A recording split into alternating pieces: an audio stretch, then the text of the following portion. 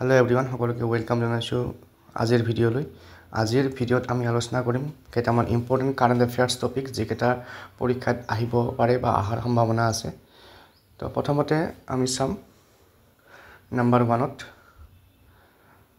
The Union Cabinet had on October 3 approved conferring the status of classical language to Assamese, Marathi, Pali, Prakrit and Bengali language.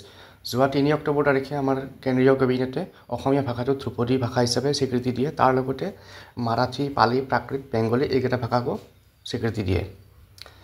তাৰপিছত নেক্সটটো আছে আৰু এই যিটো আমাৰ কেন্দ্ৰীয় কেবিনেটে আমাক অসমীয়া ভাষাটোক ধ্ৰুপদী ভাষা হিচাপে স্বীকৃতি দিলে তাৰ পৰিপ্ৰেক্ষিতত অসমত ভাষা গৌৰৱ সপ্তাহ পালন কৰা হ'ব আৰু সেই ভাষা গৌৰৱ সপ্তাহ পালন কৰা হ'ব 3 নৱেম্বৰৰ পৰা 9 নৱেম্বৰলৈ 2024 চনৰ 3 নৱেম্বৰৰ পৰা 9 নৱেম্বৰলৈ ভাষা গৌৰৱ সপ্তাহ পালন কৰা হ'ব। আপোনালোকে এই ডেটটো মনত ৰাখিব 3 পৰা 9 নৱেম্বৰ 2024 ভাষা গৌৰৱ সপ্তাহ। তাৰপিছত নেক্সট কুৱেশ্যনটো হৈছে আসাম ড্ৰামাটিষ্ট ঋতুপৰ্ণ দাস ৰেডিঅ' প্লে অসমৰ নাট্যকাৰ ঋতুপৰ্ণ দাসৰ এখন নাটক কুৰুক্ষেত্ৰ। এই নাটকখনে গোটেই দেশত ৰেডিঅ' যোগে সম্প্ৰচাৰ হৈছে আৰু 22টা ভাষালৈ অনুবাদ হৈ পেলাই ৰেডিঅ' যোগেদি সম্প্ৰচাৰ হৈছিল এই কুৰুক্ষেত্ৰ নামৰ নাটকখনৰ ৰাইটাৰ আছিল Rituparna Das. Next President Draupadi Murmu administered the oath of the office of the Chief Justice of India to Supreme Court Justice Sanjeev Khanna on November 11, 2024. Supreme Courtৰ ন্যায়াধীশ সঞ্জীৱ খান্নাক আমাৰ ৰাষ্ট্ৰপতি মহোদয়াই যোৱা 11 নৱেম্বৰত ভাৰতৰ মুখ্য ন্যায়াধীশ হিচাপে নিযুক্তি দিছিল বা মুখ্য ন্যায়াধীশ হিচাপে শপত গ্ৰহণ কৰাইছিল।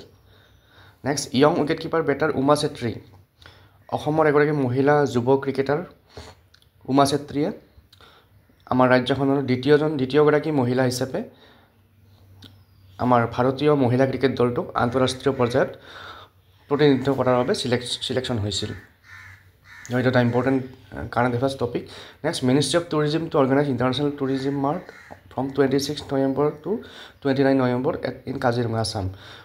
আমাৰ ভাৰতৰ পৰ্যটন বিভাগে কাজিৰঙা ৰাষ্ট্ৰীয় উদ্যানত ইণ্টাৰনেশ্যনেল টুৰিজিম মাৰ্ট যিটো মেলা আছে সেই মেলাখন আয়োজন কৰিছে 26 নৱেম্বৰৰ পৰা 29 নৱেম্বৰলৈ। নেক্সট বিৰুবলা ৰভা এগৰাকী পদ্মশ্ৰী সন্মান প্ৰাপ্ত মহিলা। তেখেতে আমাৰ অসমত ডাইনী হত্যাৰ বিৰুদ্ধে যুদ্ধ কৰি অৱশেষত 75 ইয়াৰ্ছত 75 বছৰ বয়সত মৃত্যুবৰণ কৰে। 2024 চনত তেওঁ মৃত্যুবৰণ কৰে। গতিকে এইটো এটা ইম্পৰ্টেণ্ট নিউজ। তাৰপিছত আছে নেক্সটটো স্পেনিছ টেনিছ প্লেয়াৰ এগৰাকী বিখ্যাত Spanish tennis player Rafael Nadal সকলোৱে চিনি পায়। তেখেতে যোৱা 10 অক্টোবৰত নিজৰ খেলৰ পৰা প্ৰফেচনেল টেনিছৰ পৰা ৰিটায়াৰমেণ্ট লৈছিল। তাৰ আগত তেওঁ 22টা গ্ৰেণ্ড শ্লাম চেম্পিয়ন বা গ্ৰেণ্ড শ্লাম কম্পিটিশ্যন জিকিছিল। Next Donald Trump has emerged victorious in 2024 US election. Donald Trump আমেৰিকাৰ ৰাষ্ট্ৰপতি নিৰ্বাচনত জয়ী হৈছিল আৰু তেওঁ কমলা হেৰিছক পৰাস্ত কৰিছিল আৰু পৰাস্ত কৰি পেলাই 48 নম্বৰ ৰাষ্ট্ৰপতি হিচাপে বৰ্তমান জানুৱাৰী মাহত তেওঁ শপত ল'ব। এইটো এটা important question. Next Guwahati university gets appointed doctor Nanigopal Mahanta as the 18th VC of Guwahati university. Nanigopal Mahanta Guwahati ইউনিভাৰ্চিটিৰ 18 নম্বৰ উপাচাৰ্য হিচাপে নিৰ্বাচিত হয় বা নিযুক্তি পায়।